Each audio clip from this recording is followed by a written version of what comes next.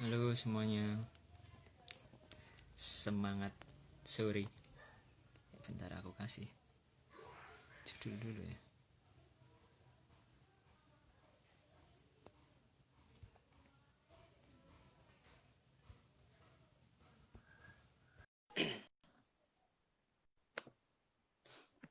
Halo Mutia, halo Mas Heri.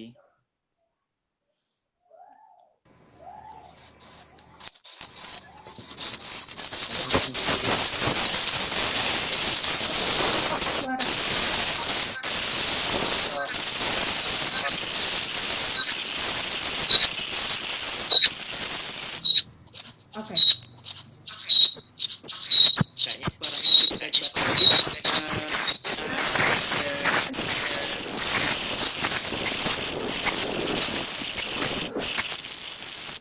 Bentar, ada suara-suara apa sih itu? Ini kayak feedback sih Mbak. Oh, Mungkin bentar. Halo?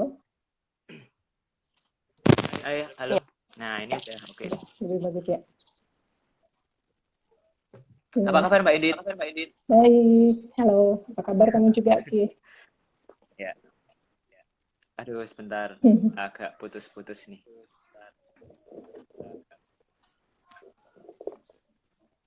Kayaknya aku harus pakai headset juga biar. Mm-mm. Bentar ya Mbak. Sip.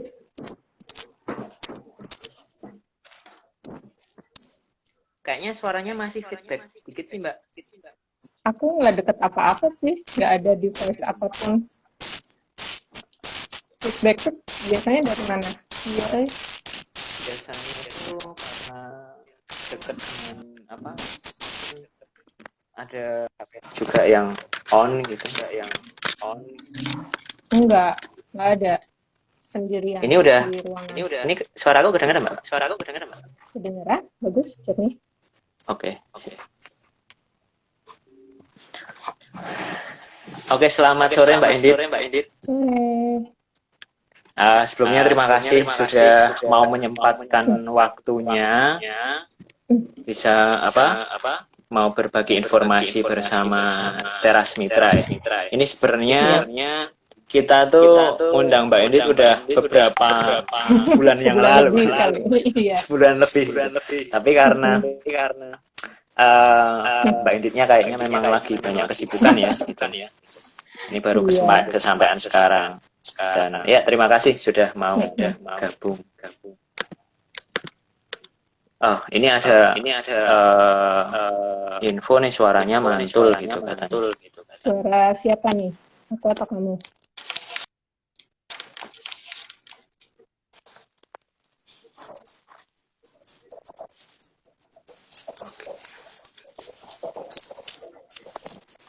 Bentar ya, Pak. Teman-teman bisa bantu cek. Masih gema nggak suaranya?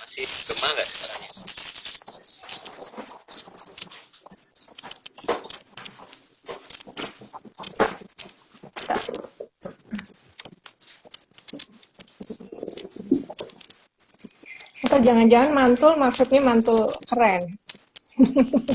Oh, mantap betul gitu ya. Yo, Masih nih katanya. oh ya. Aku coba pindah lokasi aja lah. Aku nggak tahu apa dari aku ya.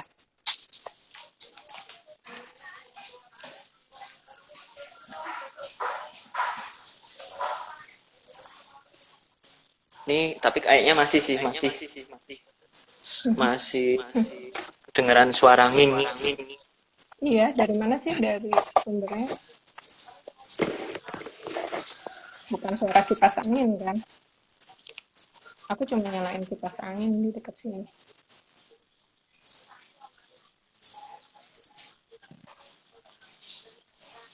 Oke, mungkin bisa kita mulai aja.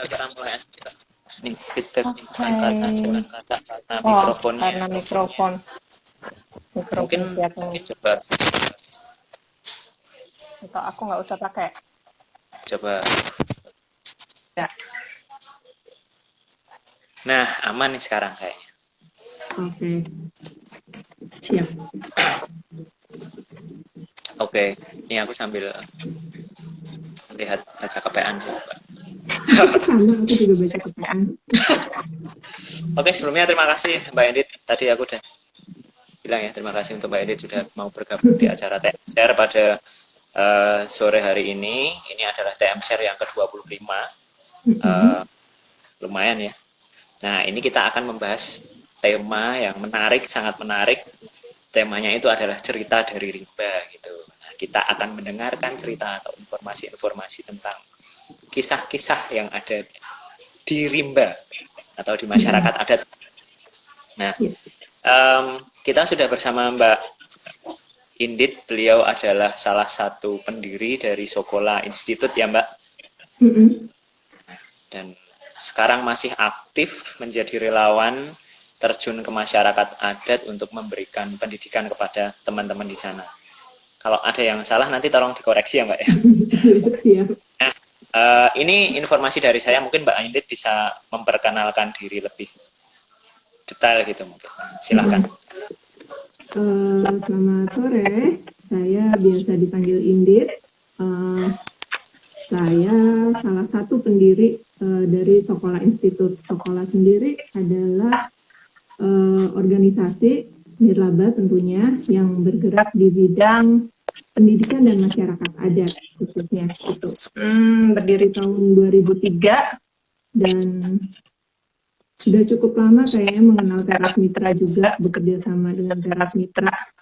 Iya. Dan saya belum masuk sih pada waktu itu kayaknya.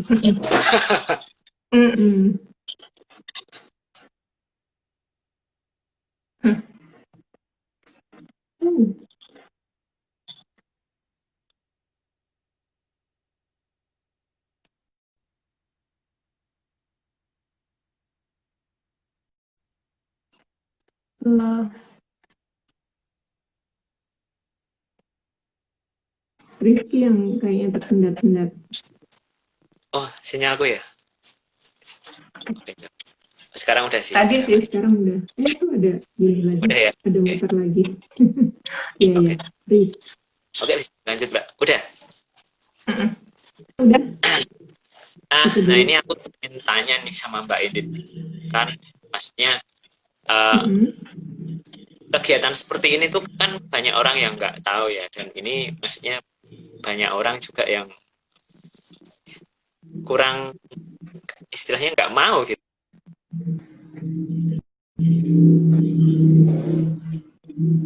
Sorry, kamu keputus deh.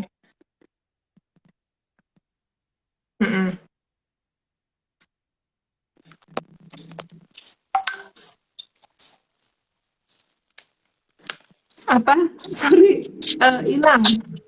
Sinyal hilang ya? Kamu tadi putus-putus. Sorry, aku nggak tahu, jangan aku yang nerimanya jelek. Ya. Sekarang udah ya kayaknya. Mungkin karena aku di ruangan sih tadi. Nah ini saya ulang ya Mbak pertanyaan pertama tadi. Pertanyaan pertama nih, apa sih yang memotivasi atau membuat Mbak Indi tuh bergerak gitu?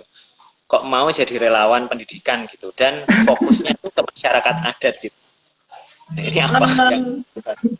Iya, sebetulnya juga nggak pernah direncanakan ya.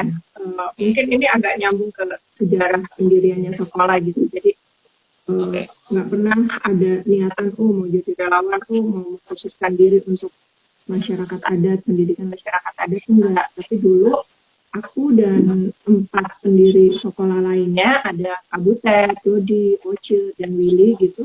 Kita kerja di satu lembaga konservasi yang wilayah kerjanya tuh di hutan Bukit 12, sekarang jadi Taman Nasional. Nah, di situ kan wilayah hidup orang rimba. Butet dan Oce udah mulai ngajar di situ. Ngajarnya hanya baca tulis hitung. Terus kita di sana sering berinteraksi dengan komunitas, melihat banyak persoalan gitu. Kemudian kita pikir kita bisa berbuat lebih dengan pendidikan ini. Cuman waktu itu kan lembaganya konservasi, jadi nggak bisa lah memfasilitasi ide-ide kita di bidang pendidikan ya.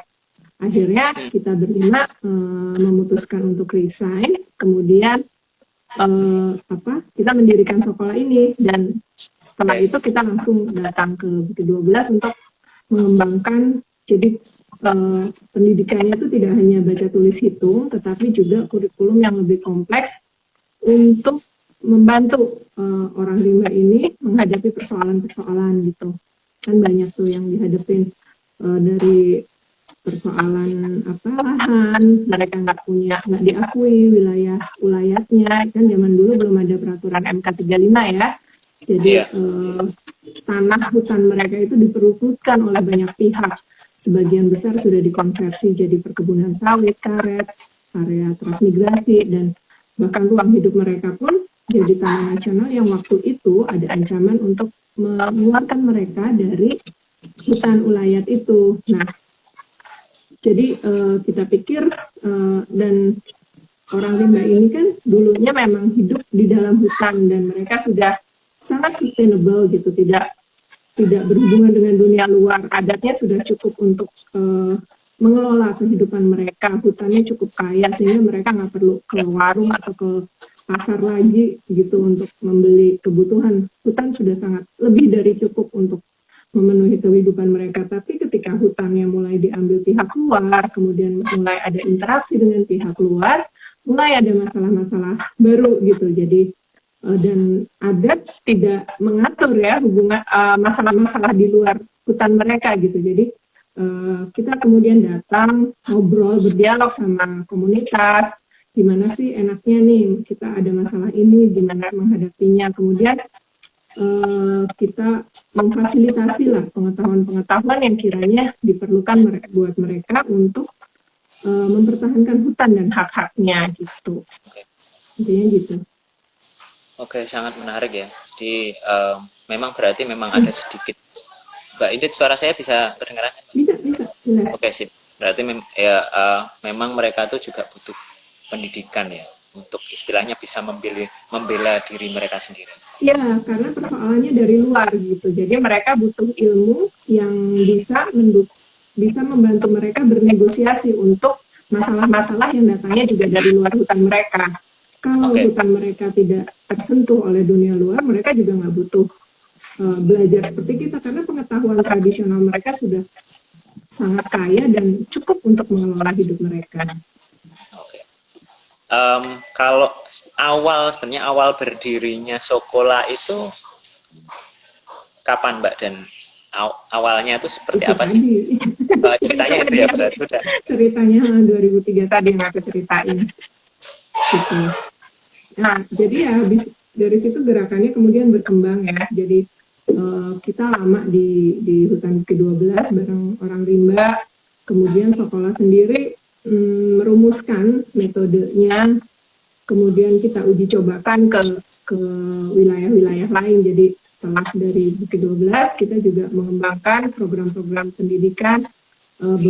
Salah satunya atau salah beberapanya itu ada di yang kemarin baru di Sumba gitu. Mereka juga masyarakat adat kan dengan kepercayaan Merapu. Kemudian pernah juga di Kajang, kemudian di Halmahera orang Tayawi, kemudian di Asmat, sama ada juga di Jember dan Makassar untuk sekolah baca tulis sekolah literasinya. Oke, berarti udah cukup banyak ya beberapa masyarakat adat yang didampingi Sokola Institute untuk diberikan. Iya, begitu. Terus apa sih maksudnya yang membedakan nih antara pendidikan masyarakat adat dan pendidikan formal pada umumnya gitu?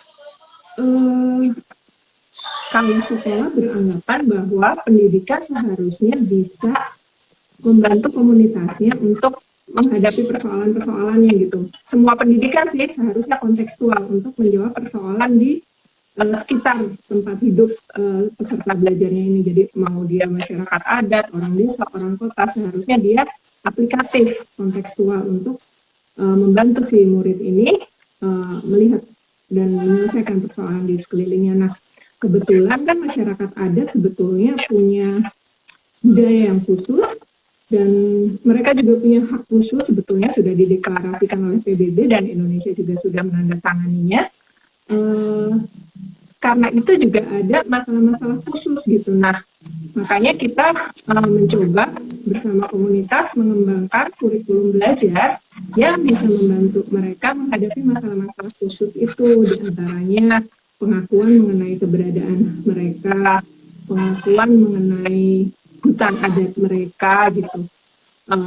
Yang itu apa ya, harus diperjuangkan gitu, karena banyak sih persoalan-persoalan yang ya sejak awal sudah diskriminatif gitu ke Ya. mereka. Berarti memang setiap lokasi itu kurikulumnya berbeda ya, karena memang Iya, masalahnya kan berbeda. ini sih yang menarik nih. Jadi keren sekali ya. Setiap lokasi kita harus membuat baru gitu. Berbeda dengan Iya, sekolah formal yang satu kurikulum digunakan oleh seluruh masyarakat iya. Indonesia. Ya, Bayangkan misalnya anak yang di pantai atau di pulau kecil akan belajar kereta api, oke lah pengetahuan, tetapi kan pengetahuan itu tidak berkontribusi langsung gitu ke kehidupan mereka. eh, seharusnya mereka harus mengetahui lebih dalam juga tentang pengetahuan lokal yang mereka miliki. Nah itu kita mestinya pendidikannya bisa membantu mereka di proses transfer pengetahuan lokal itu ke generasi yang lebih muda gitu. Sebetulnya mereka punya sistem transfer pengetahuan tradisional, meskipun tidak dalam bentuk sekolah atau dalam bentuk buku seperti kita di orang rimba kan budaya lisan, tetapi cara hidup mereka sehari-hari itu sudah memberikan ruang-ruang belajar buat anak-anak mereka untuk bisa mengetahui bisa memahami hutan, bagaimana bertahan hidup di hutan dan bagaimana menjaga hutannya gitu, dan pengetahuan tentang segala binatang, segala tumbuh-tumbuhan yang ada di rimba. Satu anak rimba ya umur 5 tahun gitu ya, Ya, dia sudah bisa menjelajah hutan dalam radius 2-3 kilometer. 5 tahun loh ini. wow. Mas udah bisa menjelajah hutan 2-3 kilometer sendirian tanpa orang tua. Dan padahal hutan itu kan, aku juga nggak akan bisa, karena hutan itu kan pasti kalau orang kota apalagi ngelihat hutan itu kan semuanya hijau sama aja, kamu nggak akan bisa bedain mana jalan, mana tapak, mana yang ke arah daerahnya beruang, mana yang ke daerahnya babi hutan gitu, kamu nggak akan tahu gitu. Ya. Anak kecil tuh udah punya pengetahuan yang sangat kompleks tentang ruang hidupnya gitu. Bahkan guideku itu kadang-kadang anak-anak kecil gitu suruh mandi jalan kalau mau kemana gitu. Oke. Oke, sebelum kita lanjutin nih, aku mau kasih informasi kepada teman-teman. Jadi teman-teman boleh kalau misalnya ada yang penasaran tentang tema kita sekarang, teman-teman boleh sampaikan pertanyaan melalui kolom chat di bawah gitu. Nanti akan saya baca. Terus nanti juga akan ada hadiah menarik, ada door prize menarik untuk 2 penanya terbaik. Jadi silahkan teman-teman. Ya, silahkan sampaikan pertanyaannya, nanti akan saya bacakan. Terus tetap stay tune sampai akhir juga, karena nanti di akhir kita akan ada kuis juga, materinya dari bahasan-bahasan yang Mbak Inti sampaikan pada sore hari ini tentunya gitu. Jadi pokoknya ikutin terus sampai akhir gitu. Oke Mbak, aku lanjut lagi nih. Tadi kan masalah pembedaan antara pendidikan formal dan di pendidikan masyarakat adat. Terus sebenarnya tantangan terbesar untuk melakukan program ini itu apa sih Mbak? Maksudnya menjalankan program pendidikan untuk masyarakat adat itu besarnya apa? Tantangannya kalau dari internalnya sih sebetulnya nggak terlalu menantang gitu ya. Maksudnya ya emang di hutan ya emang beda jalannya dengan kota gitu. Tapi ya memang hutan gitu. Kita nggak bisa nyari yang lain. Tapi kalau dari eksternal gitu, justru lebih besar gitu. Mainstreaming lah. Jadi sudut pandang mainstream yang kerap kali diskriminatif ke masyarakat adat, apalagi orang rimba gitu. Jadi orang di luar ini yang kan kadang melihat kemajuan itu cuma satu macam gitu. Mereka Iya, membuat standar kemajuan, standar kesejahteraan hanya dari satu sudut pandang. Nah, oke. orang-orang yang tidak termasuk dalam standar mereka otomatis akan dikategorikan apa? Tertinggal, Iya, terbelakang, iya. terasing, terpencil, primitif, ayo. Nah, Iya, jadi sering. adalah mengubah sudut pandang itu gitu untuk bilang bahwa orang rimba ukuran kesejahteraannya nggak sama seperti orang kota loh gitu. Betul. Mereka akan sejahtera kalau hutannya utuh, adatnya bisa berjalan dengan baik gitu. Sementara yang orang kota kan pikir dan sering sekali terjadi misalnya melihat orang rimba kasihan ya nggak punya rumah gitu terus atau kasihan ya mereka nggak pakai sepatu jalan kaki kemana-mana gitu tapi nggak pernah nanya ke orang rimbanya sendiri sebetulnya masalah nggak sih atau Iya, apa sih betul. yang mereka anggap rumah gitu bahwa Ya, hutan adalah rumah buat orang rimba gitu itu nggak dipahami oleh orang luar makanya banyak program-program yang kemudian berangkat dari asumsi mainstream itu kayak kemudian merumahkan orang rimba memaksanya ke sekolah formal yang dengan kurikulum nasional gitu. Dan pada akhirnya eh, apa mengubah atau mencerabut orang rimba dari identitas budayanya. betul. Iya. Padahal sebenarnya mereka tuh sudah nyaman dengan kehidupannya gitu ya.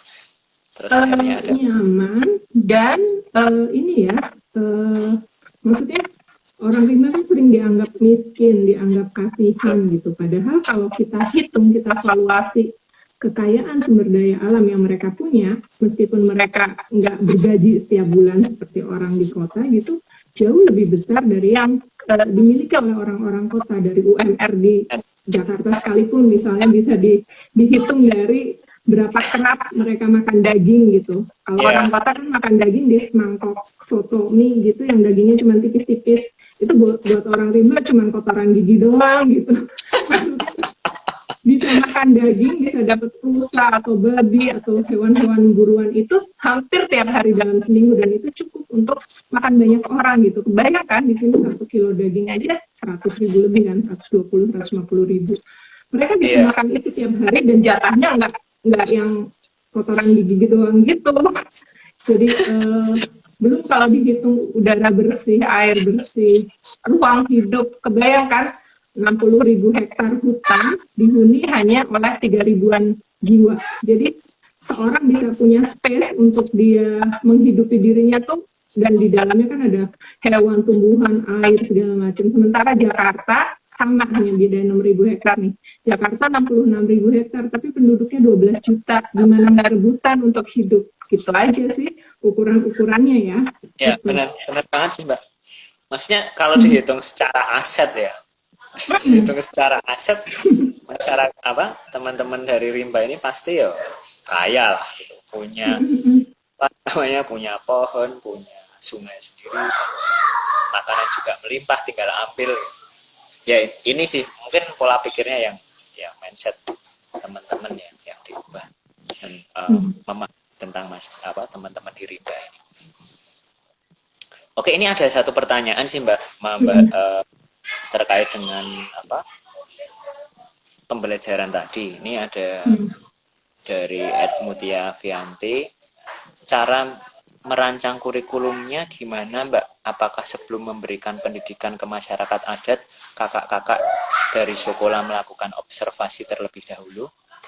Ya, jadi setiap kita mau membuka satu program baru gitu, kita pasti mengawali dengan asesmen gitu. Kita Oke, ingin mengetahui lah sebetulnya adatnya itu seperti apa, kemudian persoalannya seperti apa, terus apa yang mereka bayangkan dengan pintar itu menurut mereka apa, yang sukses atau yang sejahtera itu menurut mereka apa. Nah, itu adalah modal awal untuk menyusun kurikulum belajarnya gitu untuk menjadi tema-tema bahkan mulai dari mereka baca tulis hitung kita sudah masukin tema-tema yang terkait dengan adat terkait dengan persoalan hariannya gitu kemudian tema-tema itu dalam prosesnya juga kita diskusikan dengan dengan komunitas. Jadi kita ada proses untuk, karena kita live in ya, tinggal di situ, jadi kita punya waktu panjang, waktu cukup untuk berinteraksi, untuk ngobrol, untuk melihat persoalan dari sudut pandang mereka. Jadi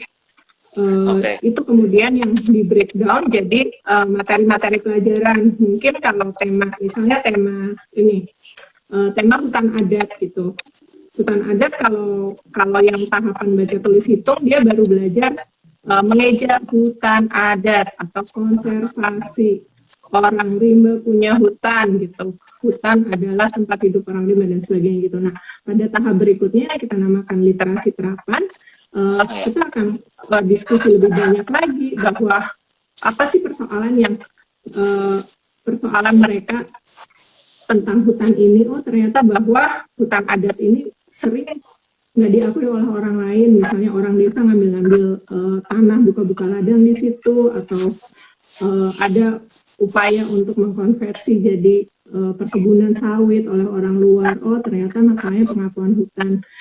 Diskusi itu digulirkan lebih jauh, kemudian kita butuh ilmu apa nih supaya kita bisa menyelesaikan persoalan ini.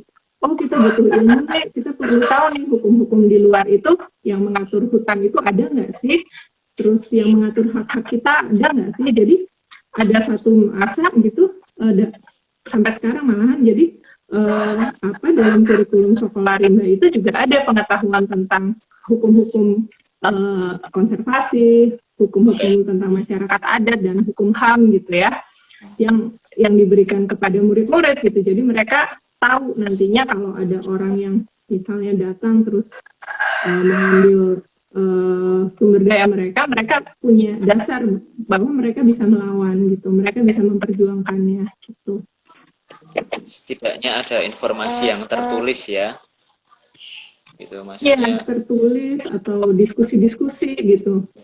Kita undang guru-guru dulu dari PBHI di Sumatera Barat, dari lembaga lain siapa untuk ngajarin mereka, untuk kita sama-sama belajar ya. Maksudnya aku juga, karena aku atau guru-guru yang di lapangan kan nggak guru kan bukan serba tahu semuanya, jadi kita hanya memfasilitasi. Kalau ada pengetahuan yang kita nggak tahu ya kita undang, siapa ahlinya itu kita undang.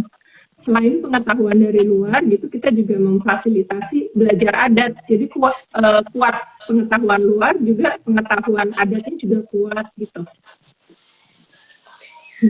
Sangat menarik ya. Jadi prosesnya tidak langsung terjun dan tiba-tiba memberikan ujian gitu ya. Jadi ada proses-proses tertentu.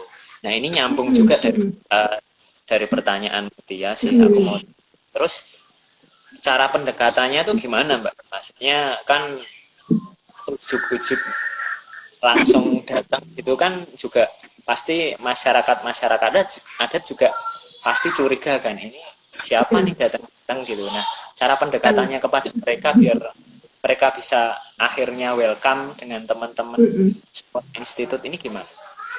Nggak usah masyarakat adat, kita aja kalau tiba-tiba ada tamu orang yang nggak dikenal gitu, bukan dari lingkungan sini, pasti akan, ini siapa sih orang, apa maunya, kok tahu-tahu dia mau datang mau tinggal di sini gitu. Wajar, maksudnya sama kayak kita mau bertamu ke rumah orang aja dengan baik, dengan sopan, terus memaparkan kita mau apa sih gitu. Kita mau, misalnya kita bisa nih sama-sama, yuk kita bikin sekolahan di sini. Sekolahnya nggak kayak sekolah luar loh, kita bisa atur sendiri ilmu-ilmu yang dibutuhkan misalnya. Ya gitu, datang dengan dengan etika lah gitu, dengan baik-baik, sama kayak kita bertamu ke rumah orang. Kemudian juga yang pasti menempatkan diri dengan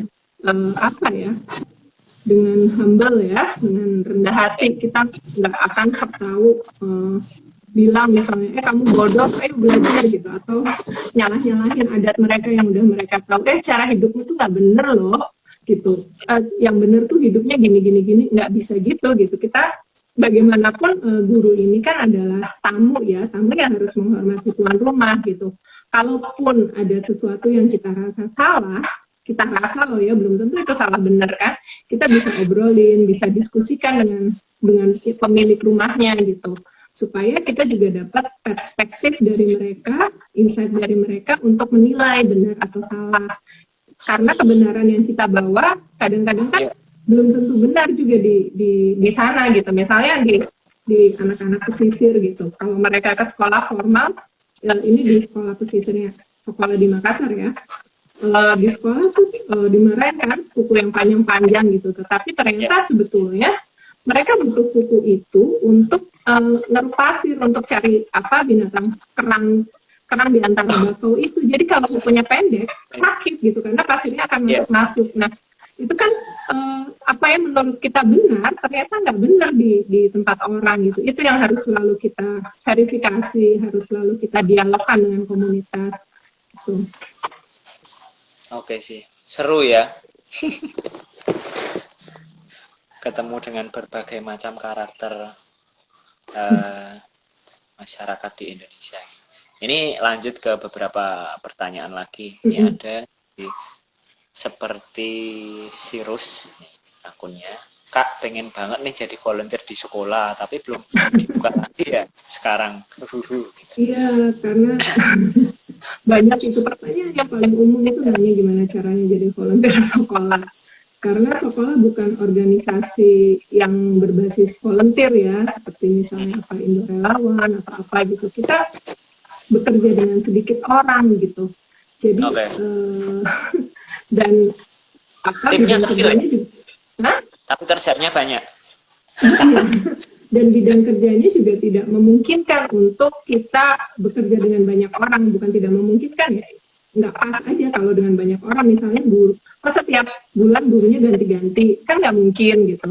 Kalau gurunya ganti-ganti, guru untuk datang ke lokasi kita aja butuh adaptasi bisa 1, 2, 3 bulan gitu. Kalau muridnya juga akan beradaptasi dengan guru baru. Nah, gimana kalau ganti-ganti? Nanti dia harus belajar lagi persoalan baru, harus pendekatan lagi, kan nggak mungkin gitu. Dan kalau kebanyakan gurunya juga nggak mungkin. Nanti gurunya yang jadi yang ditonton sama komunitas gitu. Gurunya nggak bisa melebur kalau kerja banyakan. Jadi ya memang kita paling 2 orang gitu. Di Rimba kita cuma punya 2 orang guru untuk di lapangannya, tapi kita punya kader-kader lokal. Jadi kader-kader ini dulu dibentuk bareng GF nih di tahun 2006 gitu. Jadi kader-kader ini saya ceritain. Iya, jadi ya memang kesadaran hilang. Jadi ya memang kesadaran kita kan sangat voluntary ya di situ, maksudnya awal-awal apalagi tuh benar-benar modal nekat, nggak punya cukup dana bahkan gitu. Jadi kita nggak tahu bisa berapa lama di Rimba. Jadi yang kita lakukan sejak awal itu adalah mencetak kader-kader dengan harapan kalaupun kita nanti sudah nggak bisa di sini lagi karena banyak keterbatasan gitu, kader-kader ini yang bisa meneruskan gitu. Nah, kemudian model kader ini ternyata efektif gitu karena efektif untuk misalnya kita jadi jadi mereka tidak tergantung sama kita gitu. Kader-kader yang sekolah udah bisa menjalankan proses pembelajaran semuanya, baca tulis ke anak-anak yang lebih kecil. Mereka juga udah tahu kalau ada persoalan harus ngadunya kemana atau mencari penyelesaiannya bagaimana, sudah tahu. Jadi kader-kader ini jadi pintu, jadi strategi untuk kemandirian komunitas. Nah, kemudian waktu itu dengan program dengan GEF diformalkan gitu, jadi dibentuk organisasi khusus namanya KMB, Kelompok Makekal Bersatu. Jadi mereka ini dulu yang di pendiriannya awal mulanya ditujukan untuk mengadvokasi ruang hidup mereka supaya mendapat pengakuan gitu. Di mana nih Pak lokasinya? Lokasinya di itu? Yang di Hutan Bukti 12 ini di Rimba, di Makekal Hulu. Jadi kader-kader ini yang kemudian mengawal advokasi komunitas untuk bisa mendapatkan pengakuan. Perjalanan cukup panjang sih sebetulnya, sampai 14 tahun gitu. Baru akhirnya ada dibantu dengan banyak pihak. Akhirnya sekarang malah KMB sudah jadi entitas tersendiri sarana sekolah gitu dalam berbagai pertemuan gitu, dan mereka menjalin kerjasama dengan Balai Taman Nasional di Bukit 12 untuk pengelolaan Taman Nasional yang partisipatif lah, mengakomodasi adat-adat orang Rimba gitu. Oke, sangat menarik dan keren ya, maksudnya 14 tahun berjuang. Ini tadi adalah 14 tahun berjuang itu lama. ya lama ya. Itu lama kalau berjuang 14 tahun. Iya, Pernah jungkir balik berdarah-darah gitu. Banyak ceritanya. Kalau mau tahu ceritanya buku ini.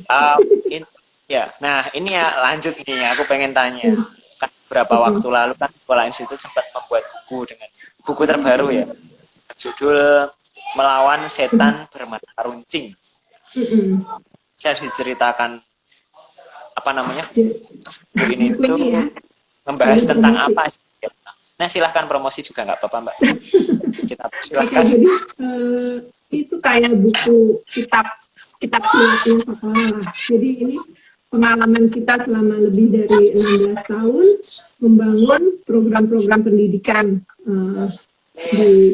Jadi kalau dilihat urutan babnya adalah urutan kita untuk menyelenggarakan satu program dari mulai assessment sampai akhirnya tadi yang aku sebut cerita tentang KMB itu ada kaderisasi dan pengorganisasian komunitas, bagaimana kader-kader ini bisa memperjuangkan mengadvokasi komunitasnya sendiri gitu. Jadi bukan sekolah yang melakukan advokasi, tetapi mereka sendiri yang melakukan advokasi untuk perjuangan hak-hak komunitas. Oke. Terus kalau untuk makna dari judul bukunya ini sebenarnya apa sih? Serem ya. Iya, ini yang keluar buku ini sama yang horor-horor gitu. Bermata runcing. Ini kalau jadi orang tahu kira buku buku horor. Kalau jadi itu pasti ekspektasinya wah seru nih kayaknya, horor nih. Tapi di balik judul itu kan pasti ada maknanya, mungkin bisa diceritakan Pak. Apa yang dimaksud Bermata Runcing? Emang ceritanya horor buat orang Rimba. Jadi dulu itu orang Rimba melihat orang luar yang sekolahan gitulah, yang istilahnya mereka kan menyebut pena pensil ini sebagai setan bermata runcing gitu. Karena ini selalu dibawa oleh orang-orang sekolahan, orang-orang yang mengaku berpendidikan itu untuk kemudian menipu mereka gitu. Misalnya di pasar menipu timbangan, kan waktu itu orang Rimba buta huruf ya gitu, sekitar 2-3 dekade yang lalu gitu. Menipu timbangan yang jual damar gitu, misalnya satu keranjang penuh sebetulnya itu 10 kilo tapi hanya dibilang 7 kilo gitu. Jadi banyak hal-hal seperti itu. Juga tiba-tiba mereka disodorin kertas perjanjian kemudian suruh cap jempol tanpa mereka tahu apa itu isinya. Yang mereka tahu setelah tanda tangan atau cap jempol itu sebagian hutan mereka hilang. Nah, jadi mereka menganggap setan bermata runcing itu ancaman gitu buat hutan mereka gitu. Apa ya? Ya, makhluk jahat lah ya, yang kemudian mengambil hutan mereka, yang kemudian mencaplok hutan mereka. Jadi makanya buku ini dikasih judul Melawan Setan Bermata Runcing, karena ini adalah pendidikan kontekstual untuk melawan penindasan yang terjadi di komunitas, kurang lebih seperti itu. Oke, kalau misalnya mau beli bukunya di mana, Mbak? Beli bukunya bisa kalau di Instagram bisa lewat di Instagram toko_sekolah. Itu nanti bisa langsung terkontak dengan adminnya untuk melakukan pemesanan. Kita juga udah punya beberapa reseller di Tokopedia juga bisa. Sekolah juga punya toko di Tokopedia, jadi bisa dicari di situ juga gitu.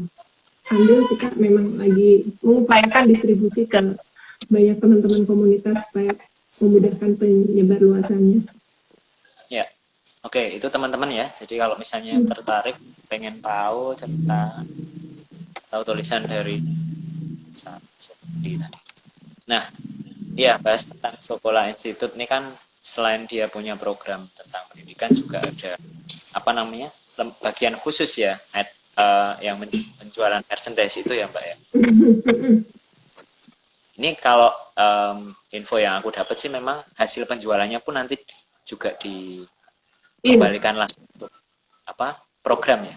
Bisa untuk diceritain. program. Jadi untuk penggalangan donasi apa Tokola itu jadi selain buku ini juga menjual beberapa buku lainnya seperti buku Sekolah Rimbanya Kabutet atau buku tulisannya Fawas, bukunya Fawas, juga ada kayak t-shirt, DVD atau produk-produk dari Rimba kayak kalung ini nih Balik Sumpah namanya.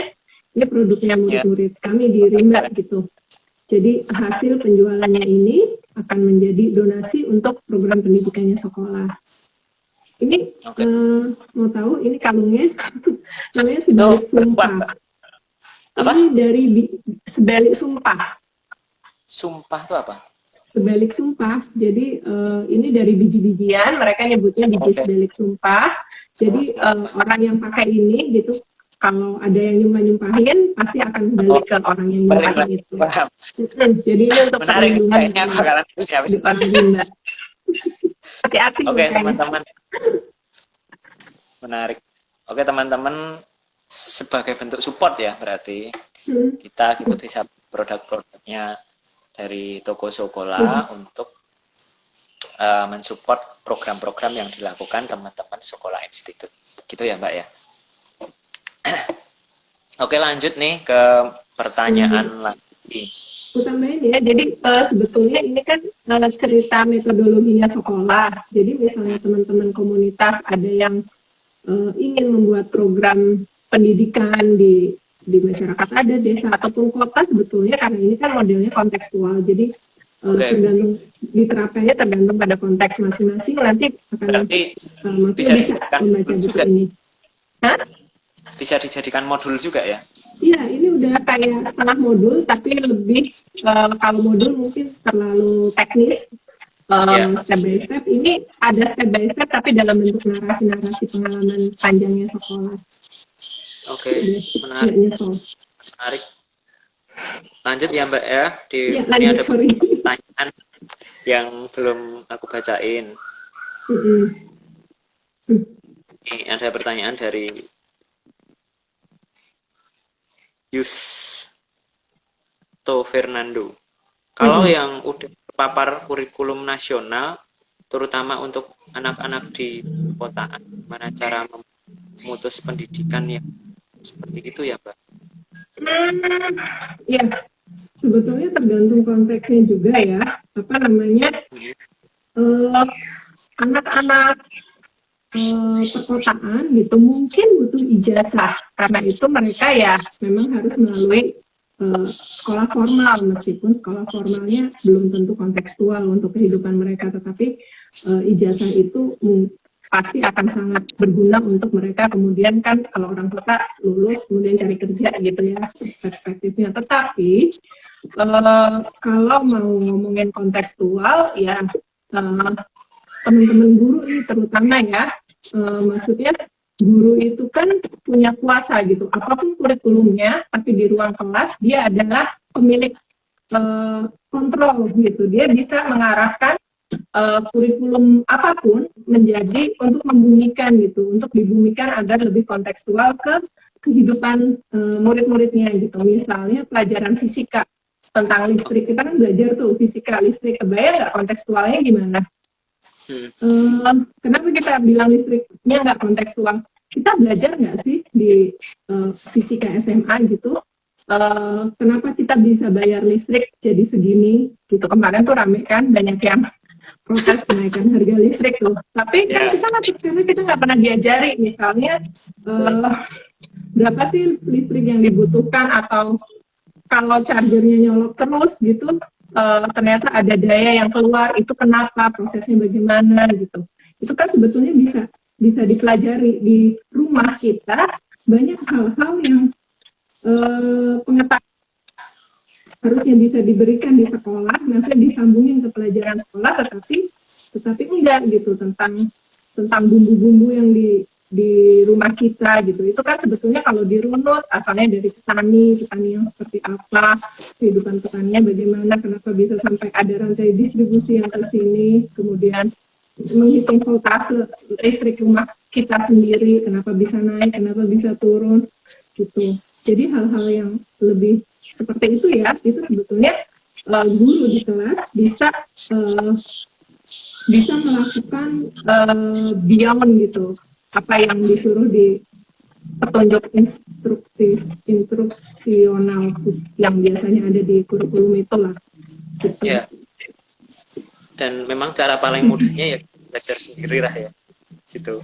Iya, belajar sendiri, tapi kan tadi kita menggugat ini kurikulum nasional yang tidak gitu. Ya, belajar sendiri iya gitu. Kalau kita bisa belajar sendiri, kenapa harus sekolah? Nanti kan pertanyaannya gitu. Ya, betul. Oke, ini ada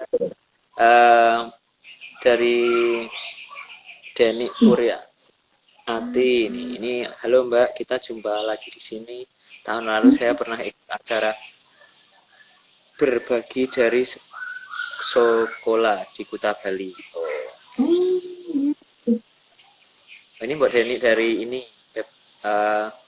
Yayasan Wisnu. Terus ada lagi nih Mbak Butet.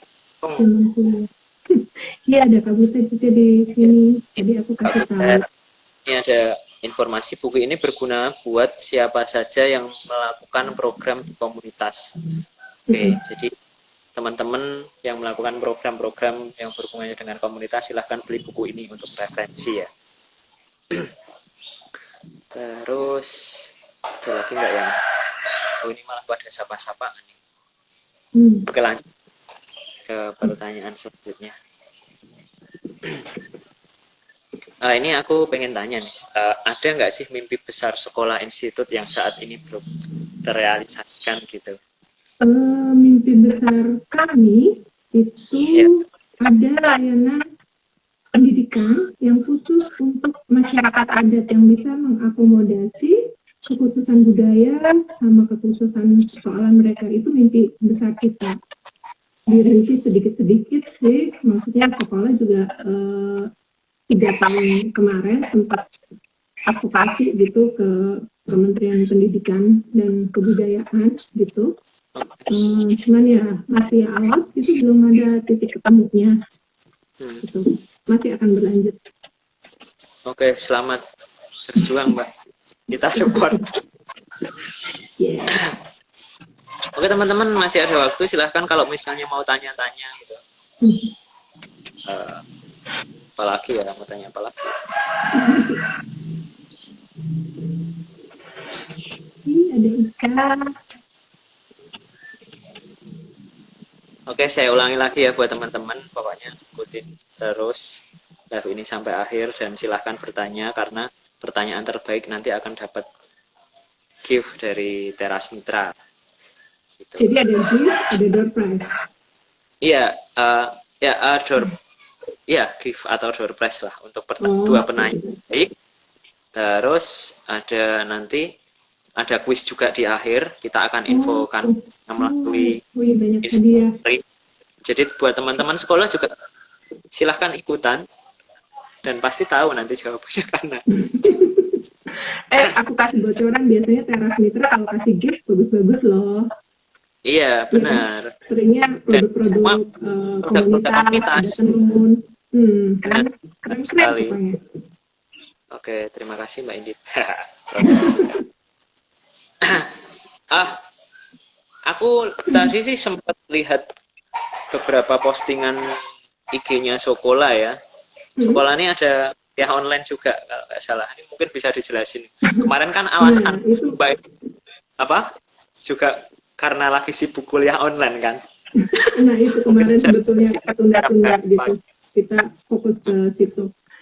Kuliah online Sokola itu masih nyambung sama buku ini, sama isi buku ini. Jadi pengalaman kita selama hampir 20 tahun untuk mengembangkan program-program pendidikan di komunitas itu yang dibutuhkan di sini itu kan sebetulnya ada, kita akhirnya merumuskan satu metode khusus gitu, pendekatan yang lebih ramah pada budaya dan kontekstual. Nah, kuliah itu sebetulnya menjabarkan secara lebih detail mengenai tahap-tahap kalau kamu mau merintis satu program pendidikan gitu.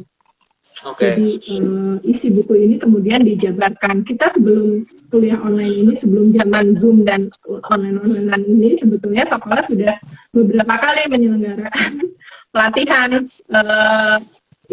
pelatihan mengenai metode untuk mengembangkan kurikulum atau pendidikan yang berpihak ke komunitas gitu. Nah, karena ini zamannya online, kita nggak bisa bikin pelatihan, tetapi jadi bagus ya. Jadi dengan online ini kita jadi membuka kelasnya lebih besar, karena biasanya kalau pelatihan kan lebih intensif dan terbatas, paling hanya 15 orang gitu. Nah, kalau online ini kemarin ada 256 peserta dari seluruh Indonesia gitu, dari Aceh sampai Papua ada. Gitu. Jadi kita juga senang karena kenal dengan banyak orang. Keren. Oke. Dan ini berseri ya, kayaknya maksudnya tidak cuma dilakukan. Jadi satu pertemuan itu membahas satu bab buku ini gitu. Jadi kemarin dimulai dengan sejarah pendekatan sama apa itu pendidikan kritis. Kemudian refleksi filosofi pendidikan. Jadi itu fondasi dasarnya untuk membangun satu pendidikan di komunitas. Nah, besok aku akan ngasih materi tentang voluntarisme, kemudian ada materi lagi tentang bagaimana memahami komunitas yang menggunakan perspektif adat budaya gitu. Ya, menarik. Teman-teman yang tertarik bisa langsung kepoin aja IG-nya. Sudah tutup. Oh, udah ya? Mudah-mudahan dalam mungkin 2 bulan lagi kita akan buka lagi kelas gitu. Oke, sip. Pokoknya pantengin terus sekolah. Sama terus juga ya. Oke, Mbak, ini waktunya tinggal 7 menit lagi. Ada banyak pertanyaan tuh. Iya, masih banyak pertanyaan, tapi maaf teman-teman nggak bisa bacain satu-satu. Gitu. Jadi sedikit informasi juga. Ini saya juga promosi juga nih. Jadi Teras Mitra untuk minggu ini selain TM Share yang volume yang ke 25, ini kita nanti di hari Sabtu juga ada TM Share volume ke 26. Kita akan membahas tentang temanya film sebagai cara komunitas bercerita. Ini teman-teman sekolah juga pernah juga membuat film ini, pasti ada relate lah dengan apa yang dilakukan oleh sekolah. Film pertama yang dibikin di fasilitasnya sama GF dulu. Maksudnya kader-kader yang bikin film sendiri. Mungkin nanti bisa reunian juga di situ. Ada beberapa. Endit ikutan ya hari Sabtu tanggal 18 Juli 2020. Ini informasi. Iya, Sabtu, iya besok Sabtu. Terus ini untuk menutup ya, masih ada 5 menit. Ini saya ada satu pertanyaan lagi buat Mbak Indit. Bentar, ngepek dulu. Mungkin sebagai penutup bisa sedikit dijelaskan kepada generasi muda tentang pentingnya pendidikan masyarakat adat, dan sebenarnya aksi apa sih yang bisa kita lakukan untuk mendukung hal tersebut gitu? Aksinya itu sebetulnya toleransi ya, melihat selain membeli produk dari Sokola ini cara supportnya. Ya, ini supportnya, tetapi yang kita harapin dari teman-teman muda gitu, kalau sekolah menekankan ke toleransi, memahami keberagaman, bahwa di Indonesia apalagi gitu, di dunia apalagi di Indonesia, kita itu hidup dengan berbagai macam suku bangsa dan karakter budaya yang sangat beragam. Nah, jadi kita pikir harusnya kita bisa mulai melihat budaya atau keberagaman, atau melihat segala sesuatunya tidak hanya dari satu sudut pandang saja, harus terus mencoba memahami sudut pandang yang berbeda supaya kita juga semakin kaya pemikirannya. Oke, sangat super sekali. Terima kasih buat Oke, cerita-ceritanya, sip.